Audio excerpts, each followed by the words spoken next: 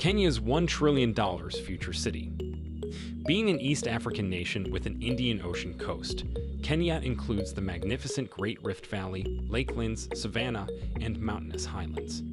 Additionally, animals like lions, elephants, and rhinos call it home. Safaris departing from Nairobi, the nation's capital, travel to the Masai Mara Reserve, famous for its yearly migration of wildebeests, and Amboseli National Park, which offers views of Tanzania's 5,895-meter Mount Kilimanjaro. The nation is such a wonder and incredible tourist destination. It is for this reason and more that the Kenyan government intends to construct Konza Technopolis, formerly known as Konza Technology City, 64 kilometers south of Nairobi on the way to the port city of Mombasa. It is promoted as a major component of Kenya's Vision 2030 National Development Strategy. The project appears to be considerably behind schedule as of January 2019. Thanks for joining us in today's ride throughout Kenya to find out more about the Kenyan future city. Stay with us as we discover more. Please, as you watch this video, like it and share it, for this is the only way that the YouTube algorithm can make it visible to others. The plan. The Kenyan government is promoting Konza Technopolis as a business process outsourcing (BPO) initiative through the Kenya ICT Board. Where African Silicon Savannah begins is how they describe it. The Konza information website states that the project hopes to draw businesses involved in business process outsourcing, software development, data centers, disaster recovery centers, call centers, and light assembly manufacturing. It also plans to construct a university campus with a strong emphasis on research and technology, as well as hotels, residential areas, schools, and hospitals. Additionally, a science park, convention center, commercial centers, hotels, international schools, and a medical facility are planned for the area.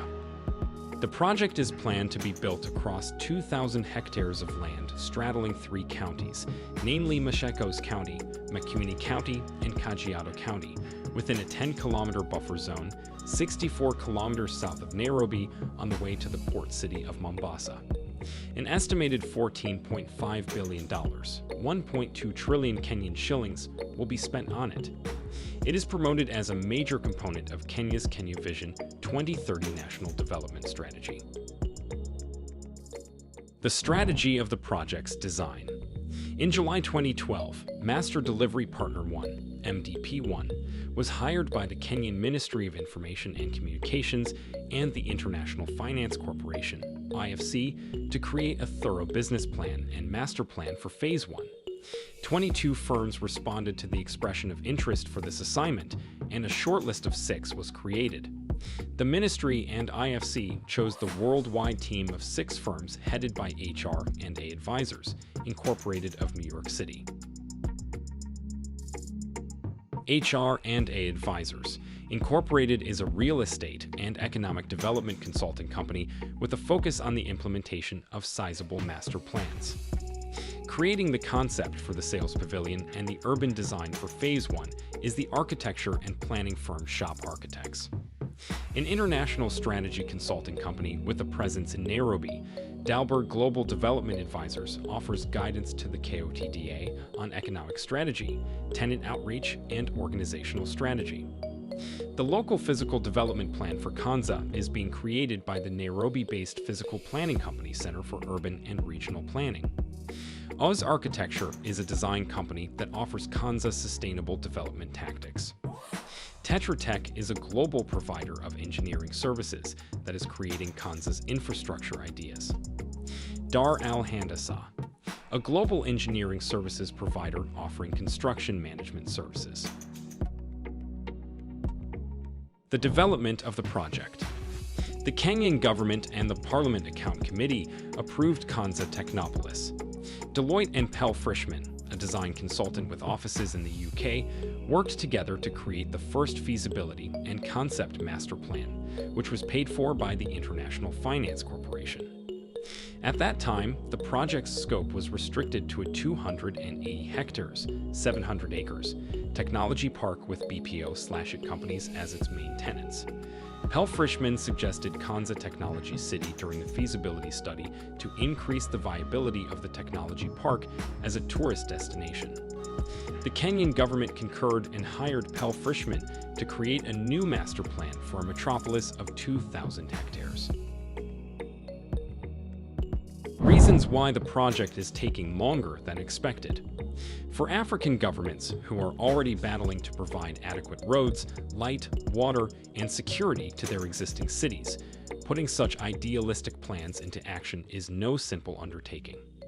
According to Abdu Nuwang, a senior urban specialist with the World Bank in Kenya, creating a new city like Kanza is equally as critical as improving infrastructure in places like Kibera, slum, in Nairobi to give water and a better sewerage system. Some detractors claim Kanza was poorly planned from the beginning. Independent financial analyst Ali Khan Sachu from Nairobi stated, "The vision is misguided. The vision is too big." This location is really remote. The current infrastructure is not being utilized. It is presuming that you can involve corporate entities, venture capitalists, and academia. But Tanjan Demo, who led a team that conceptualized Kanza Technopolis in 2008, said the first significant obstacle occurred in 2012 when the National Land Commission, NLC, which controls public land, implemented a time-consuming land acquisition method. The process was far slower than the previous one, in which investors signed agreements directly with government ministries, who took care of land leases, he claimed, and the delays led at least one contract with a German institution to fall through. In order to address this, the government gave the Kanza Technopolis Development Authority, KODIDE, which was established in 2012 to coordinate the development of the new city, ownership of the site. KODIDE now leases land to investors for 50 years with the option to renew it. Also, a significant problem has been financing. The government committed to funding 10% of Kanza's infrastructure in its strategic plan, with the private sector contributing the other 90% to the construction of universities, offices, homes, and hotels. Lawrence Esho, one of Kanza's project planners until 2013, stated that the government was hesitant to provide its share and has yet to approve a law to establish KODIDE as a legal company, which would make it simpler to sign contracts with outside lenders. As a smart city, Kanza Technopolis will collect information from implanted smart devices and sensors across the cityscape, roadways and buildings, upon completion. The Tetra Tech team will offer the design recommendations necessary for the implementation of smart data throughout the infrastructure system. Via a sophisticated communication system, software will analyze the saved data. This real-time data will enhance features like sensors on the road that keep an eye on automobiles, bikes, and pedestrians, allowing traffic lights to change to accommodate commuters as needed. Kanza Technopolis will directly serve its population as a sustainable, smart city by raising the standard of municipal services to keep pace with population growth. Thanks for watching.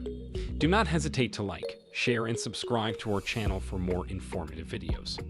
By the way, tell us in the comments section if you think this project will affect Kenya positively or negatively. Also, do you think a tech city is necessary in Africa? And tell us of other amazing projects in your country that will improve your country.